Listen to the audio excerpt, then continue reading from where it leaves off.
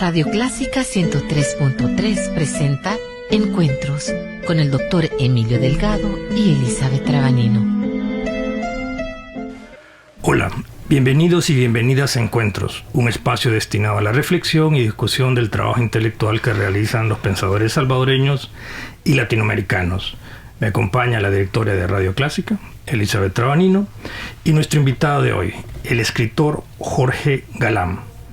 En esta oportunidad estaremos comentando la última novela publicada por Jorge, Los Muchachos del Apocalipsis, publicada este año por la prestigiosa editorial Alfaguara. He de decirles que para aquellos que no conocen a Jorge Galán, probablemente Jorge Galán junto con Horacio Castellano Moya son los escritores salvadoreños más internacionales que están publicando en editoriales de mucho prestigio, ¿no? En eso también queremos agradecer a la Internacional por enviarnos estos ejemplares y por gestionar esta entrevista. Voy a contar brevemente el argumento de Los Muchachos del Apocalipsis. Los Muchachos del Apocalipsis narran la vida de tres jóvenes, ¿no? Son las líneas narrativas principales: Antonio, Tomás y Sonia. Luego está, de verdad, una relación que vamos a hablar que me encantó mucho, que es de Maca y el francotirador Franco. Pero que esa línea narrativa depende mucho de la de Antonio, ¿no? Todos estos chicos viven en un barrio marginal, de San Salvador, y lo que Jorge Galán, o al menos mi interpretación, lo que ha intentado es sumergirnos en ese mundo rodeado de pandillas, violencias, y el valor, a mi parecer, es que nos invita a entender el significado de sobrevivir en una ciudad sin esperanza, ¿no? Jorge Galán, voy a presentar un poco el currículum para la gente que no te conoce, para los que nos escuchan desde fuera. Jorge Galán es narrador y poeta. Ha publicado La Ruta de las Abejas, La Caída de Portos en Vilea, El Domador de Tornados, Ruido, La Habitación al Fondo de la Casa, Noviembre, que por cierto fue una novela, creo que ganó premio, ¿no? Sí. Y que narra, ficcionaliza la muerte de los jesuitas de la UCA, Medianoche del Mundo, entre otros. Jorge Galán obtuvo el premio José Emilio Pacheco de la FIL de Guadalajara por el poemario Equinoccio, el premio de la Real Academia Española en 2016 por la novela Noviembre. Además obtuvo el premio Casa de América de Poesía Americana Madrid 2016, el premio Iberoamericano para obra publicada Jaime Sabines en México en 2012, el premio internacional Antonio Machado, Madrid 2009, y el premio Adonais, Madrid 2006, y finalmente el premio nacional de El Salvador, tanto en poesía como novela corta. Bienvenido, Jorge, es un privilegio cerrar esta temporada de encuentros con un escritor de tu talla. Bueno, muchísimas gracias por la invitación. Bueno, es un gusto para mí estar aquí compartiendo con ustedes. Bienvenido, Jorge. Gracias. Es un honor tenerte en nuestro programa. Jorge, la novela comienza con un hecho muy duro, la violación de Sonia. Pero la tragedia no termina ahí. Sonia queda embarazada y sufre un aborto espontáneo. Sin embargo, las autoridades salvadoreñas la acusan de homicidio y la condenan a 30 años de prisión. Está claro que esto está basado en un hecho real o inspirado en un hecho real. ¿Por qué decides resaltar esta situación de violencia hacia las mujeres? Bueno, yo quería contar una historia que retratara un poco las condiciones en las que la mayoría de nuestros jóvenes viven o sobreviven. Entonces, en esa búsqueda empecé a diseñar cierta clase de historias, y un día me encontré con una historia de una mujer que había sufrido algo semejante a lo que cuento con Sonia, ¿no? Pero no era solo una mujer, era un número de mujeres que habían sido abusadas, habían sufrido aborto y condenadas por este hecho, ¿no? O sea, es un tema como muy difícil. Y me pareció, reflexionando sobre eso, pensaba que cuando ocurría algo así, lo más probable es que no solo la vida de esta mujer estuviera destruida, sino la vida de todos los alrededor. La madre, los hermanos, si tenía hermanos, la pareja. O sea, mucha gente, era como onda expansiva como una bomba, y esto era una onda expansiva que abarcaba a mucha gente. Y me servía la historia para varias cosas, ¿no? Primero para mostrar qué es lo que sucede, y segundo también porque a mí me parece, aunque en la novela, bueno, la novela no trata sobre el tema del aborto, lo que trata es de mostrar a Sonia no como un hecho, no como un número, no como una estadística, sino como un ser humano, como una persona, ¿no? O sea, una persona que ha pasado por esa tragedia terrible, no solo del abuso, sino de la condena por aborto.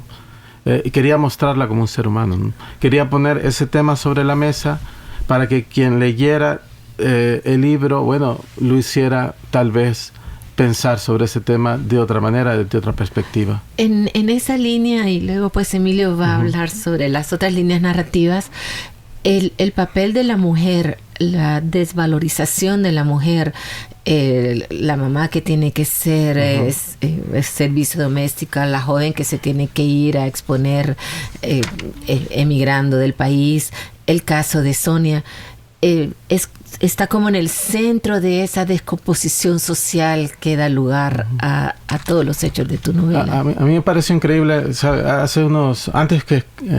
Cuando estaba preparando la novela, un día vi en redes sociales un anuncio que hacía una persona que yo conocía. Ella solicitaba un servicio doméstico, una persona para el servicio doméstico. Y decía, bueno, salida cada 15 días, domingo cada 15 días, no sé qué. Y me pareció asombroso, ¿no? Porque además que los comentarios, nadie le decía, bueno, que eres un esclavo o que estás pidiendo. No, simplemente era tomado de una manera natural. Y los comentarios eran, sí, si me entero de alguien te digo, ese tipo de cosas, ¿no? Y me pareció que hay cosas que damos por sentado y ni siquiera nos damos cuenta de lo terrible que son.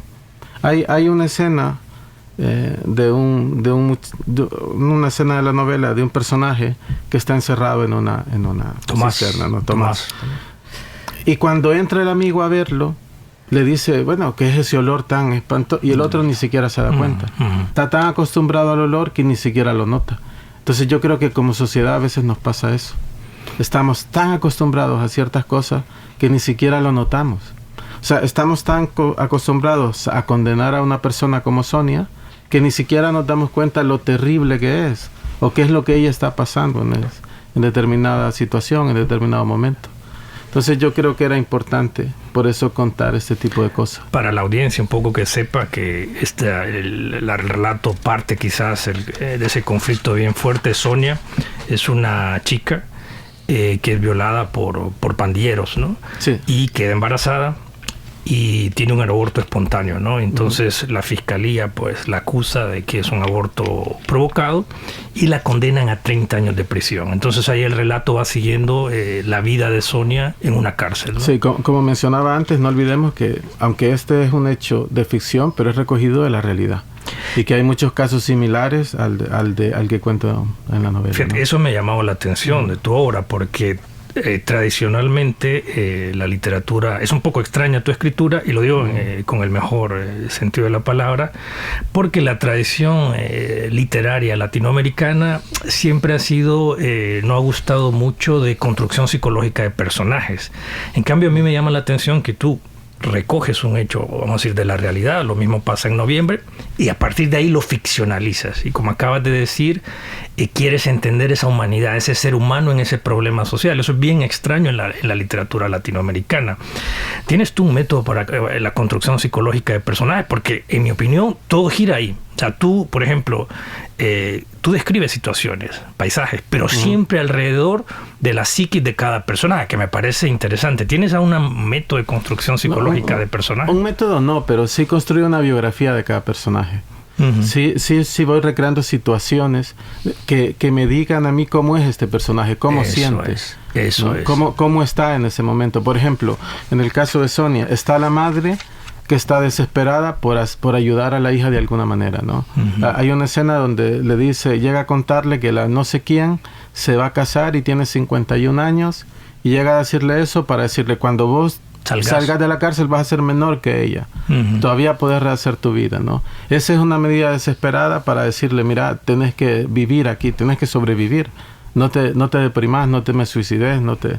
Sin embargo, está el padre que está completamente, o peor aún, el hermano. Que está lejos, que no sabe nada de lo que ha sucedido y que simplemente quiere ofenderla porque cree que la culpa es de ella, ¿no? Que es una opinión, que es una situación muy machista, pero que penosamente es algo con lo que en nuestra sociedad podemos encontrar, ¿no?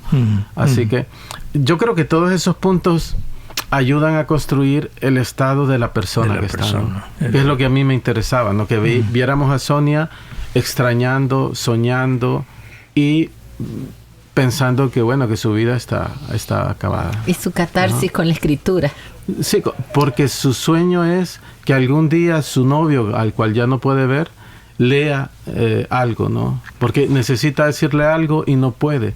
Entonces lo único que puede hacer es contárselo a través de unas cartas que no envía. Y es curioso porque, bueno, antes que pase, Elizabeth, yo no sé si tú lo hiciste consciente o no, pero el caso Tomás es el novio de Sonia, y él está encerrado, ¿no? En porque lo buscan las pandillas y empieza como a escribir cómic. Sí, un cómic. Casi me da la impresión que era la literatura ahí, que estaba ahí sumergido, que la literatura es lo que lo ayuda a soportar, porque es la visión del escritor encerrado. No, tal vez fue una manera inconsciente, ¿no? Tal vez fue una manera inconsciente, porque cuando yo era un niño, que era la guerra, no teníamos muchas opciones, ¿no? Y yo recuerdo que armaba mis propias historias jugando solo en el patio, armaba mis propias historias. No quiero decir de que por eso escribías en la novela, pero a lo mejor el subconsciente... La ficción te ha salvado, ficción te tenemos de alguna aquí como manera, de alguna manera sí, ¿no? O sea, estaba ahí en mi cabeza y quizás salió a través de eso. Es interesante, no lo había pensado, gracias.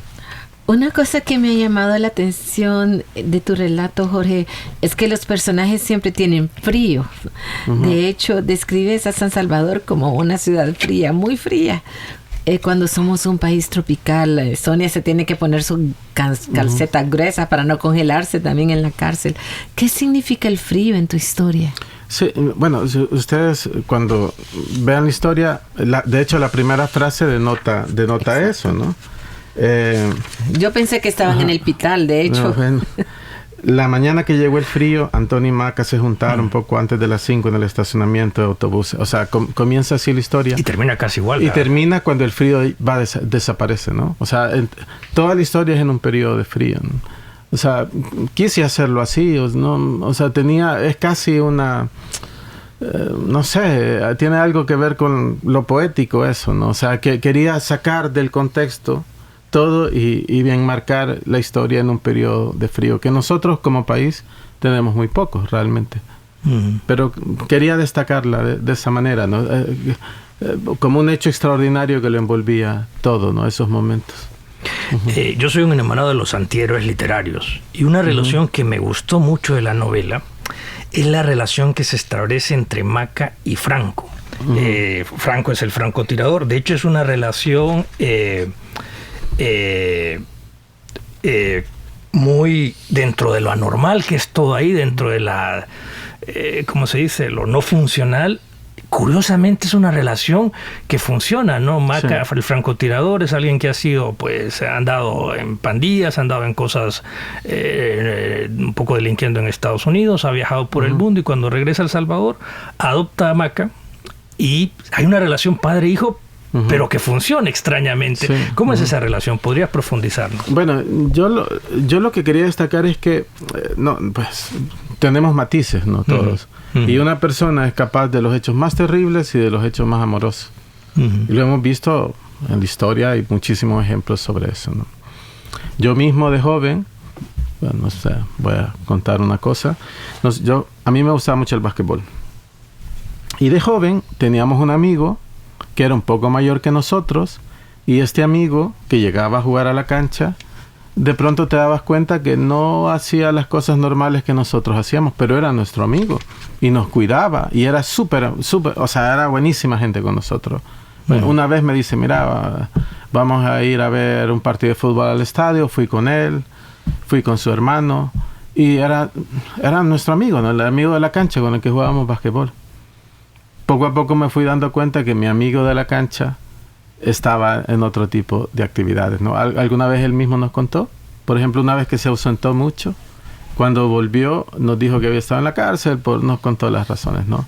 Entonces, claro, o sea, cuando tenés esa edad, no te das cuenta a profundidad de las cosas, de cómo era. Mi amigo, bueno, acabó muerto. Pero yo lo recuerdo como un amigo, o sea, no era mi amigo, era el tipo que no, o sea, era muy buena gente con nosotros, era todo lo bueno, ¿no?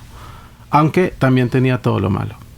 De eso no nos hacía partícipes, nos comentaba alguna cosa alguna vez, pero nunca nos tuvo la creo que es buena voluntad de no mezclar esas cosas, ¿no? Pero nunca nos pidió algo, nunca nos llevó a algo malo, quiero decir, nunca nos inmiscuyó en ese tipo de cosas, ¿no? Entonces, se dan situaciones así constantemente en sociedades como las nuestras, quizás en todas las sociedades, pero en las nuestras que es tan palpable, que la violencia era tan evidente, bueno, se dan ese tipo de cosas, ¿no? De paradojas, ¿no? De paradojas, ¿no? Me acuerdo una vez que mi mamá me contó que había visto en un hospital a un tipo con un aspecto terrible, ¿no? Con su bebé en brazos porque el niño estaba enfermo y no sé qué, ¿no? Entonces, son cosas que las vemos, en un país como este suceden, ¿no? Entonces quise dar cuenta de ello en la relación entre Maca y el francotirador, ¿no? Que eran dos personas terribles realmente. Claro. Pero sí, a mí me fascinó porque en esa tú dices que se ven que son malos. Ahí le calienta, le hace comida, sí, es su hijo, ¿no? Es su hijo, ¿no? Y al amigo de su hijo lo trata en consecuencia. Claro. Y les cuenta cosas terribles. Claro. Ya, el primero que maté fue de tal manera.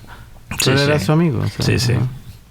Bueno, a los 12 años, dice francotirador, que fue su primer asesinato. Su primer asesinato, sí. En el desierto.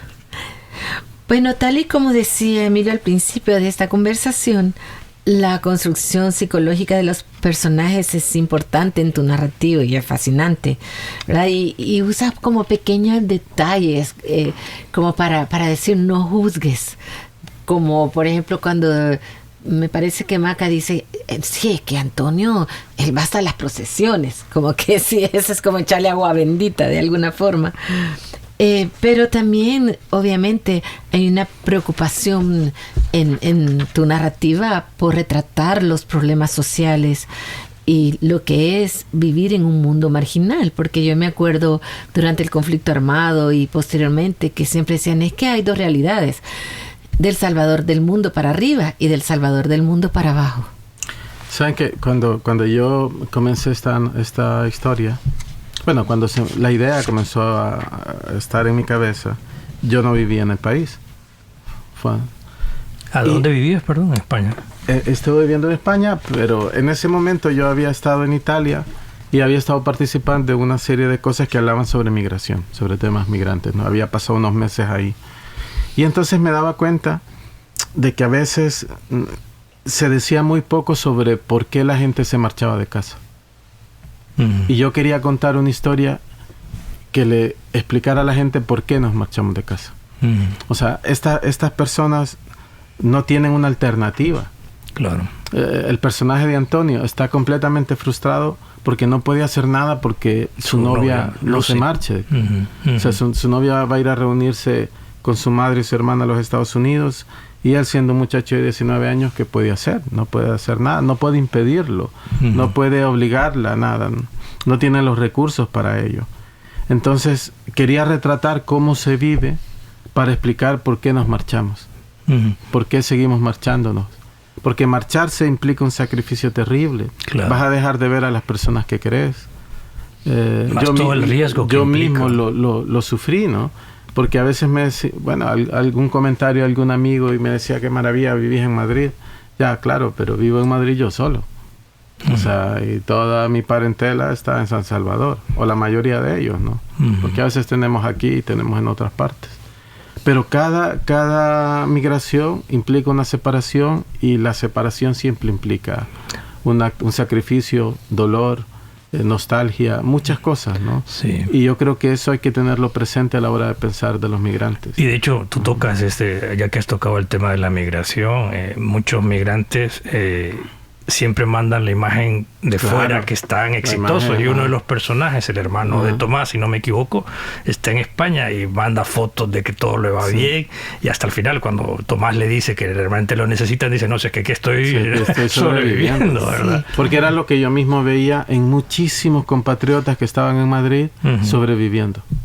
Que así está, o sea, sobreviviendo. Y pasa en todas partes, porque en Estados Unidos es cierto que hay gente que le ha ido bien, pero la mayoría lo que hace es sobrevivir, ¿no? Claro. Trabajar lo que puede, mandar algo de dinero, y es así. Sí, me ha encantado. Y lo habla a la inversa, porque por un lado, Lucy, que se va a ir y sabemos las circunstancias y a lo que se puede exponer, a que la pueden violar o desaparecer, y el Ábrego que viene, ¿verdad? Y que tú no describes el paisaje. Y yo le estaba describiendo a Emilio el paisaje, y me dice, es que él no lo describió.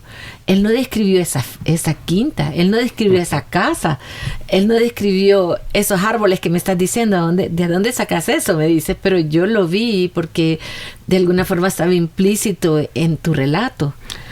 Sí, pero no es negativo. O sea, yo lo que veo es el sentido que siempre nos estás tratando el paisaje desde el personaje. O sea, yo siento que lo tuyo, lo fundamental es lo que tú dices, quieres humanizarlo, quieres la psicología. Entonces, todo gira. Por ejemplo, hablábamos, a mí un escritor que me fascina, que es Poe Bowles, ¿no? El del cielo protector. Él es distinto. El paisaje está acá y siempre el protagonista está en función del paisaje. Entonces, la inversa. El paisaje siempre es en función de los personajes. Vemos casi lo que los personajes están viendo. Yo creo que es una cuestión también de género. Bueno, no lo digo por Paul, lo digo porque, por ejemplo, a mí me gusta mucho la fantasía, y cuando escribí fantasía o cuando lees fantasía ves la prominencia del paisaje. Porque es porque querés recrear un mundo, recrear una atmósfera. Entonces, en ese sentido es otro tipo de Pero lo maravilloso fue que yo lo rellené en mi imaginación. O sea, tú planteas una situación y Ábrego que llega a esta casa, que era la casa de donde estaba su abuelo y que era ebanista. Y tú haces que uno rellene todo ese paisaje. Yo lo rellené en mi imaginación. Y después me dice, Emilio, ¿de dónde sacaste eso? Porque yo se lo estaba describiendo, ¿no? Entonces es como esa situación a la inversa. El que viene y la que se va. Sí, claro. Porque es que ese círculo lo vemos permanentemente, aunque no nos demos cuenta, pero está sucediendo. O sea, quien viene mostrando la imagen de éxito y quien se está yendo ese mismo día, ¿no? Los aviones vienen y ellos se van, entonces es algo que vemos permanentemente. Jorge, una de las características también de esta novela es que tus personajes no tienen esperanza. De hecho, y lo digo también no hay humor, hay poco humor en tu relato, ¿no? Quizás esto plasma muy bien el personaje de Antonio. ¿Crees que la sociedad salvadoreña ha perdido la esperanza? No creo eso, porque de hecho el personaje mismo de Antonio va a desarrollar, a la vez que está frustrado, a la vez que está sufriendo esa pérdida, también se está reencontrando con alguien más. Y poco a poco la novela va contando cómo Antonio y Nana van fortaleciendo algo entre ellos, ¿no? Y yo creo, bueno, es que para hacer una imagen fidedigna de la realidad también tenía que mostrar un poco eso. Es decir, incluso en los tiempos de la guerra la gente seguía enamorándose, seguía casándose, seguía teniendo hijos, seguía teniendo ilusiones, seguía teniendo proyectos. Y en la posguerra, con toda esa violencia que hemos vivido, pues también lo mismo, ¿no? Yo a los 19 años estaba enamoradísimo de la novia de entonces y estábamos en medio del caos. Entonces, bueno, yo creo que seguimos viviendo a pesar de todo. Aunque marcan mucho tus personajes, siempre dicen sobrevivimos. Porque yo creo que es así. Yo creo que la mayoría estamos sobreviviendo. O sea, la mayoría de gente en este país sobrevive. O sea, ¿quién? No sé, conozco muy poca gente que se vaya de vacaciones porque tiene ganas. Claro. Aquí es que eso no sucede. O sea, la mayoría de la población, no sabría decir qué porcentaje, pero es que nadie hace ciertas cosas porque simplemente no puede. Entonces, ¿de qué se trata eso? De sobrevivir. Mira, antes que Marcelisa, hay otra cosa que me llama la atención. Ya como decíamos, tú ficcionalizas la realidad, ¿no? Tocas un hecho. ¿Te consideras un escritor comprometido? No lo sé, no, nunca lo he pensado en esos términos. O sea, hay cosas que a mí me interesan, tanto en poesía, o sea, para relatar en poesía como en novela, y lo escribo, ¿no? O sea, cuando yo escribí la novela de los jesuitas, por ejemplo, no lo hice por ser un escritor comprometido. Lo hice porque me pareció una historia importante y que la gente joven se enterara de ello. Cuando escribí un poema sobre... vi una noticia una vez que me impactó un montón, de un muchacho que se había hecho de la Cruz Verde para escapar de las pandillas. Y llegaron las pandillas y lo mataron, ¿no? Estaba uniformado de la Cruz Verde. Y escribí un poema sobre ello. Yo siento que uno es no sé, está la realidad y vos sos un cronista de la realidad. Un narrador. Pero no lo hago con la conciencia de decir, yo tengo que cambiar las cosas. No hay eso en mí. Pero sí me parecen cosas que... Lo que pasa es que yo creo que si somos seres humanos, esa realidad tiene que impactarte. O sea, tenés que llenarte de ella, tenés que impactarte, te tiene que decir algo, porque es imposible que no suceda, ¿no? En ese sentido, si pensaras, por ejemplo, en las palabras de Ernesto Sábato, que muchas veces estamos soñando despiertos, y es como una parte que estamos soñando, porque estamos percibiendo la realidad, estamos despiertos. Y quizás eso es lo que un escritor como tú hace. No está documentando la realidad, pero de alguna forma... Yo creo que uno está... o sea, tenemos esta realidad. La realidad nuestra ha sido muy difícil. Pensemos en el 32. Pensemos de hecho, hay un episodio que saca del 32, ¿verdad? Sí, o sea, la historia de nuestro país se puede contar a través de una serie de masacres y de los hechos que generaron esas masacres. Uno... Como autor, yo me he preguntado alguna vez, bueno, ¿y esta oscuridad cómo llegamos hasta aquí? ¿Y por qué no se marcha? ¿Qué es esta maldición? Escribí una novela para explicarme eso. Entonces, estás continuamente reflexionando, como usted decía. O sea, estás despierto, pero estás soñando, ensoñando, reflexionando en las cosas que están sucediendo, ¿no? Bueno, son cosas... Yo creo que hacemos todos, pero tal vez si sos un artista lo haces de una manera un poquito más consciente porque estás pensando en tu obra, en lo que vas a escribir, ¿no? Entonces. Sí, lo que pasa es que... ¿Iba a decir algo, Elisa? No sé si querías que pasara a la siguiente. Vamos ya quizás finalizando, solo antes. Es que lo que pasa es que es interesante tu literatura, tu escritura, porque hay dos escritores que marcan, yo digo, la literatura salvadoreña. Uno es Horacio Castellano Moya, que es una escritura distinta a la tuya. Él es el humor al máximo, ¿no? Y tú es la profundidad, lo que he dicho, la reflexión. Y entonces marcan yo creo que marcarían esas dos narrativas, dos escrituras en la literatura salvadoreña. Hablando de eso, nos gustaría que nos compartieras qué escritores han influido en tu obra, tanto salvadoreños, latinoamericanos o esto. Bueno, yo diría que Horacio debería ser o es como una figura para los que hemos venido detrás, ¿no? Cuando en los años 90... Por ejemplo, que yo comenzaba a escribir, la figura de Horacio estaba ahí. Entonces creo que a mí, por lo menos, yo lo he admirado mucho, me ha dicho mucho y está bien, ¿no? A pesar de que es una escritura totalmente distinta, ¿no? Sí, lo que pasa es que hay muchas cosas que ves. O sea, muchas cosas que querés aprender. O sea, a mí me decía mucho eso, ¿no? Entiendo. Entonces, hay escritores que he venido siguiendo a lo largo de...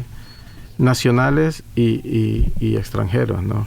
Porque así como leí las novelas de Horacio, también leía las novelas de Miguel Hueso Misco, por ejemplo, también leía y así como podías leer a estos dos personajes que hablaban cosas de la guerra, situaciones así, también leías a Salarrué, también leías a Claudia Lars, también te decía muchísimo Gavidia, por ejemplo, los poemas de Gavidia que son maravillosos, o Guerra Trigueros.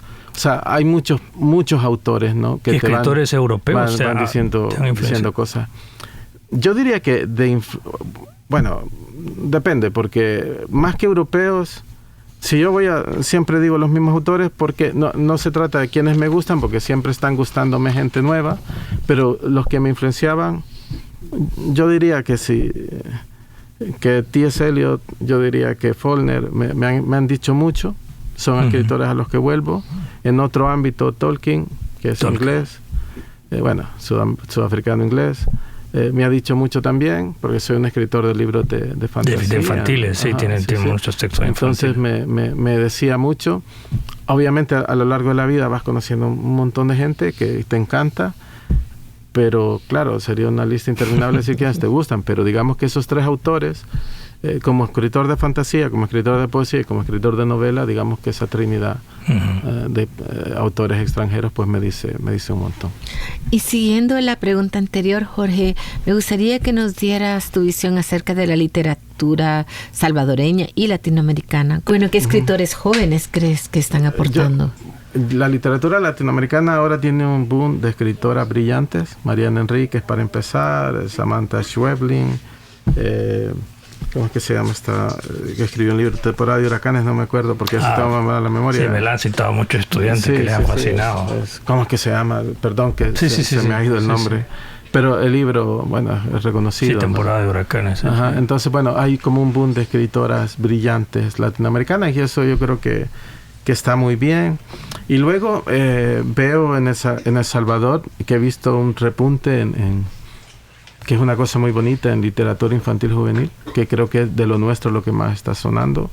Voy a mencionar a Rosana Méndez, que ganó el premio Cuatro Gatos por un libro brillante, que el premio Cuatro Gatos es todos los géneros. La Fundación Cuatro Gatos de Miami premia a los mejores libros del año publicados.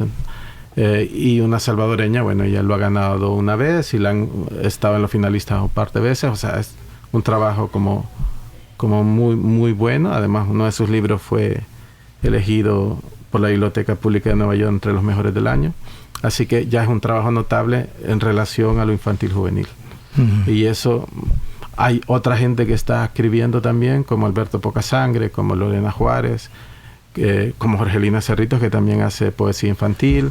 Luego está Grelizal, que es un esfuerzo de mucha gente haciendo libros infantiles. Entonces veo que el tema de la literatura infantil juvenil ha tenido un despunte, ¿no? O sea, hay mucha gente haciendo cosas y yo creo que eso solo puede resultar en algo bueno. Ya es actual, pero también a futuro va.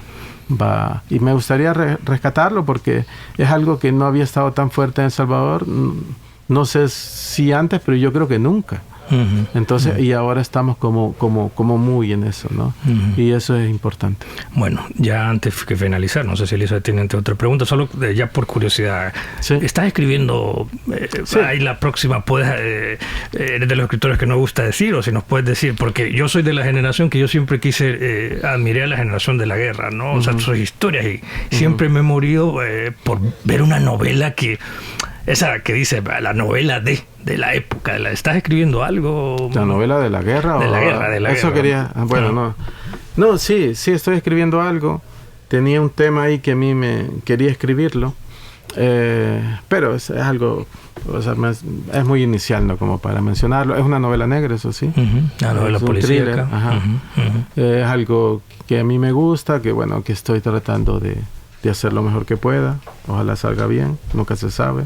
Bueno. Pero estoy como metido en eso, ¿no? Y luego tengo otros proyectos en papel. Tengo algunos otros proyectos en papel, o sea, que... Bueno, estaba comentando hace un rato con mi editora que, bueno, siempre tengo eso de que sigue ahora, o sea, qué me apetece, qué tipo de historia. Y soy como trato de ser orgánico, o sea, qué es lo que quiero escribir ahora, ¿no? Sí, un libro de fantasía o algo más realista o lo que sea. Pero sí, estoy siempre tratando de hacer algo. Bueno, hasta aquí llegaríamos la temporada de Encuentros. Nos despediríamos de esta temporada con uno de los escritores más internacionales de El Salvador, Jorge Galán. Los Muchachos del Apocalipsis lo pueden encontrar en Librería Internacional, está ahí, así que es una recomendación, un muy buen libro ya que se acercan las vacaciones de Semana Santa. ¿Está en ebook también? Sí, está en ebook, tú puedes encontrarlo. En ebook es muy fácil, ¿no? Donde estés puedes adquirirlo y luego en la Internacional en todas sus sucursales.